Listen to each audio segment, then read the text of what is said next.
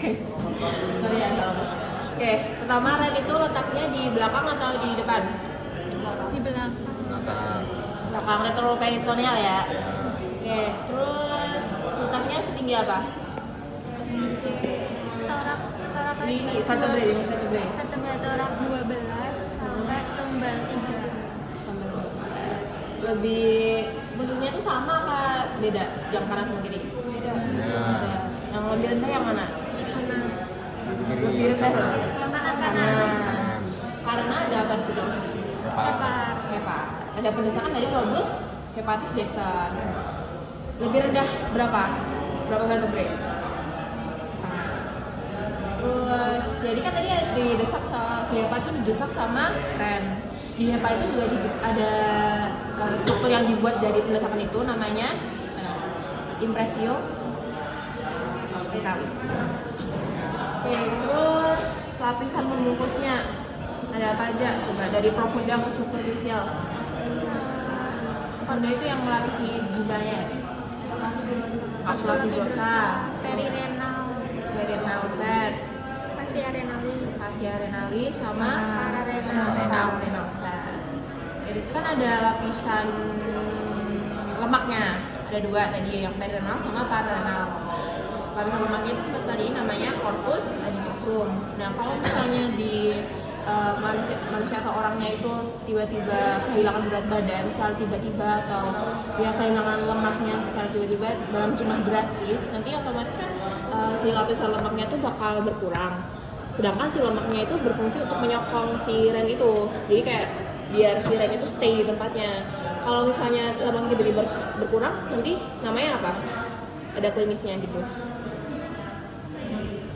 Kan rennya jadi gerak-gerak tuh. Kalau gerak-gerak namanya apa? Mobilis. Jadi kalau si lemaknya hilang, rennya gerak-gerak namanya ren mobilis. Terus kalau parahnya dia tuh bisa jatuh. Kalau jatuh namanya ptosis. Ya, kan tadi dia gerak-gerak. Terus kalau misalnya udah jatuh namanya jadi ren ptosis. Atau kalau misalnya dia tuh gerak-gerak tuh kayak montir tuh berotasi gitu kan. Kan otomatis ureter di situ ketekuk. Kalau ketekuk si urinnya tuh nggak bisa dialirin, jadi urinnya numpuk di ginjal dan dia namanya jadi hidronefrosis. Terus buat fiksator tadi sama ya kayak yang lapisan pembungkusnya, cuma ketambahan arteri vena renalis. Terus ke struktur nih, coba kalian lihat ini tuh apa? Ini, coba tebak deh ini apa? Yang ini. Sambil dipegang-pegang ini nggak apa-apa. Yang ini. Apa? Pelvic renalis. Bukan ya? Bukan. Bukan. Ini. Calyx mana? Bukan. Ya, pembuluh apa? Aorta. Bukan. Terum. Bukan. Aorta abdominalis. Aorta abdominalis. Jadi ini kan aorta, terus dia nanti masuk ke ren namanya jadi arteri renalis. Terus dia bakal bersatu tuh sama vena renalis sama pelvis renalis di yang namanya hilum. Hilum atau pintu masuknya si ren itu di sini. Nih, kalau pelvis renalisnya tuh yang ini. Nah, kelihatan kan dia tuh kayak dari struktur di sini-sini tuh nyambung jadi satu di sini. Terus baru ini yang ureternya. Gitu. Terus si ginjal itu kan ada dua bagian, korteks sama medula. Di medula itu ada yang kayak segitiga nih. Kalau di sini kelihatan kayak segitiga. Ya semoga bisa membayangkan. Namanya apa? Piramidis renalis. Terus piramidis itu kan ada dua bagian, apex sama basis. Kalau apex dia yang mendekat ke arah sinus renalis ini tadi. Jadi yang bagian lancipnya gitu. Nah, apexnya ini namanya papilla renalis. Di papilla ini ada lubang yang ngalirin si urin itu ke ruang di sini, ke sinus ini. Namanya kalau lubangnya apa? Foramina papillaria. Jadi buat ngingetnya gampang ya, tadi piramidis renalis, terus di ujungnya atau di apexnya itu namanya papilla renalis, lubangnya namanya foramina papillaria. Terus cortex isinya ya kayak cuma kayak ini kan ada piramidis renalis, terus di antara piramidis tuh ada misalnya gitu namanya columna renalis. Terus tadi kan dari foramina papilar, dia tuh mengumpulkan urin kan di situ. Habis dari foramina papilar dia bakal masuk ke calyx minor dulu, baru ke calyx mayor. Ini calyx mayor tuh yang ini. Kalau calyx minornya ini nggak terlalu kelihatan sih gitu. Terus baru dari calyx mayor ke pelvis renalis. Lanjut ke ureter gitu. Terus buat vaskulisasi ya kan namanya dari aorta abdominalis. Terus habis dari aorta abdominalis masuk ke ren, namanya jadi renalis. Coba disebutin dari arteri renalis ke dalam itu nanti perjalanannya gimana? Salah satu.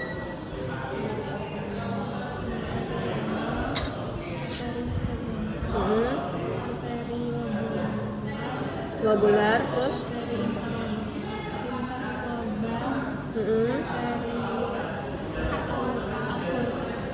arcuata, terus interlobularis. Iya. Bisa. Terus arteri ini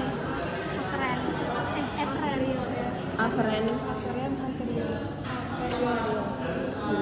Terus masuk ke glomerulus kan dia, terus aferen apa eferen? Eferen.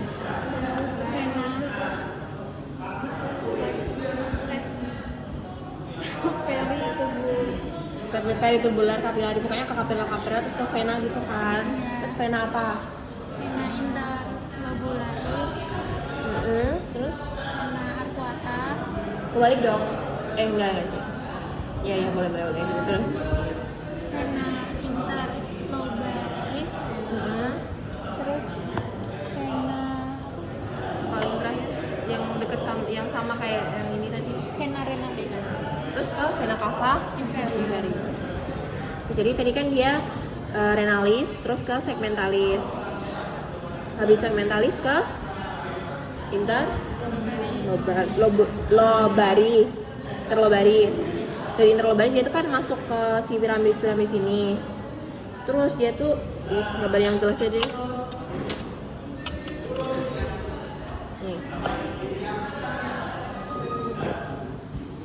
Nih, tadi kan ini renalis, terus dia bakal jadi segmentalis. Segmentalis itu ada dua, ada yang anterior sama posterior. Habis dari segmentalis dia bakal ke ini cabang kecil ini kan interlobar. Terus masuk ke si masing-masing piramidisnya. Terus melingkari si basis, sampai basis itu kan di sini. Namanya arteri arcuata. Habis dari arcuata dia bakal masuk ke kolumna di sini sama ke korteks jadi interlobularis. Terus dia tuh kan dia interlobularis nih. Terus nanti masuk ke korteks. Di korteks itu ada nefron ginjal yang ada si glomerulus, terus TKP, TKD itu. Terus itu ke glomerulus diterima sama yang afren dulu. Ingat, afren dulu baru efren. Jadi A dulu baru E. Terus ke glomerulus diolah di situ, terus dibawa keluar glomerulus ke eferen. Habis dari eferen dia bakal ke vasa recta kayak vena-vena gitu, terus akhirnya ke vena renalis, baru ke vena cava inferior. Terus lagi ya. Terus udah sih kalau ren itu dulu buat inervasi bisa dibaca sendiri. Ureter itu dia ada 3 penyempitan aja coba. Pertama di uretropelvic junction. Terus kedua di bifurcatio arteri iliaca longi. Terus di gastrik. Terus saat masuk VU. Waktu masuk VU ini dia posisinya miring ya. Posisinya supaya dia tuh mencegah reflux dari VU-nya ke atas lagi gitu. Terus ada yang penting juga itu vaskularisasi ureter. Vaskulasi ureter tuh dibagi jadi 3, ada yang superior, medial, sama inferior. Namanya kalau superior, kalian di sini kan ini ureter ya. Nah, Kalau superior dia itu kan masih dekat sama ginjal, jadi dia bakal mendapat populasinya dari cabang dari arteri renalis. Terus lanjut ke media, sini kan aorta abdominal, terus iliaca communis. Nah yang media ini kan udah dekat sama iliaca communis, berarti vaskularisnya dari arteri iliaca communis. Kalau yang inferior dia iliaca communis sudah nyabang nih jadi interna sama eksterna. Kalau yang inferior dia berarti dekat sama yang interna, jadi dapat dari arteri iliaca interna. Terus udah sih kalau red sama ureter itu aja. Sama di ginjal itu kan ada ini ya, di atasnya tuh ada ini apa? Bukan. Ini tuh glandula atau kelenjar yang letaknya di atas ginjal. Kalau ginjal tuh kan renal gitu ya. Terus atas itu kan superior atau supra. Jadi glandula yang di sini namanya glandula suprarenalis atau adrenal, yang biasanya memproduksi norepinefrin sama epinefrin itu. Dia tuh juga punya vaskularisasi sendiri. Ada 3 gitu arteri, dari arteri renalis, pokoknya yang deket-deket sama dia. Jadi di sini kan ada diafragma nih. Nah dia juga yang glandula adrenal ini dia juga mendapat vaskularisasi dari diafragma, terus dari ren sama dari aorta. Itu kemarin keluar di aku, jadi bisa diingat-ingat. Siapa tahu? Ada yang mau ditanyain?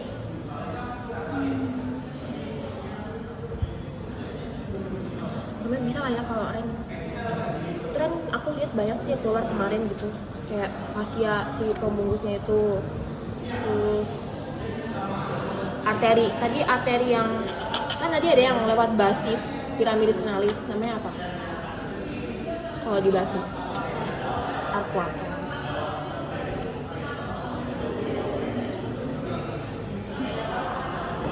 Nah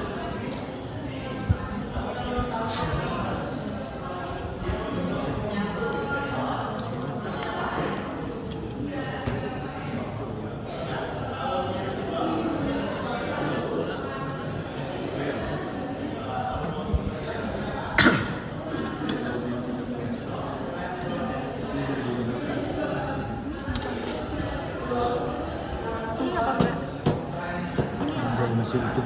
ginjal juga. Masih utuh, belum dipotong ya Mbak? Apa? Belum dipotong. Ini yang ini kan udah dipotong. Ini belum. Oh, ini kalau yang utuh kayak gini. Kanan kiri bilang Harusnya, maksudnya bentuknya harusnya mirip-mirip sih. Nggak beda jauh gitu. Harga ginjal segini Itu berapa miliar ya? Dia kecil-kecil tapi mahal. fotoin nanti. harusnya kita foto guys.